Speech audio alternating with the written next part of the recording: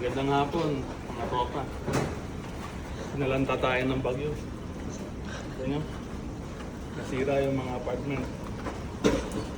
Mga parkingan, ginawang lata. Sobrang lakas.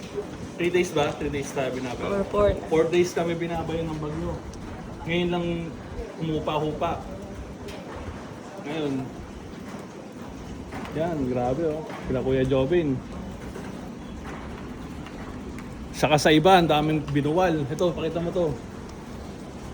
Yan, nagsiyangatan ng mga ceiling namin dito. Wala. Yung wala. Nakalbo yung mga puno. Nakalbo yung mga puno. Oh, yan.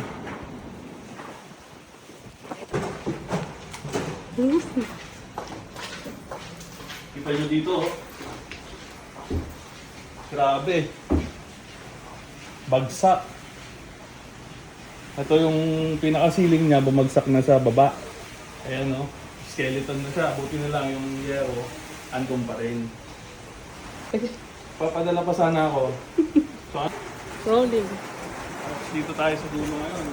Kung mapapansin nyo, halos 12 feet ang kinain dito. Sinira. 12 feet o 15 feet. Wala din kuryente.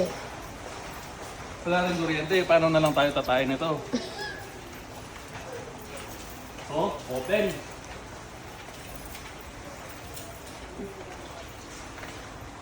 Open hallway. So ngayon, pupasok tayo dito sa kwarto. Paglabas mo, exit na agad. Paglabas mo dito, exit na agad. Kasi kung makikita nyo, siguro naman makikita nyo. Ang kalagayan nito, totally destroyed. Totally nothing na. Wala na. Hanggang doon na lang muna. Update na lang namin kayo sa mga susunod na video. Bye-bye!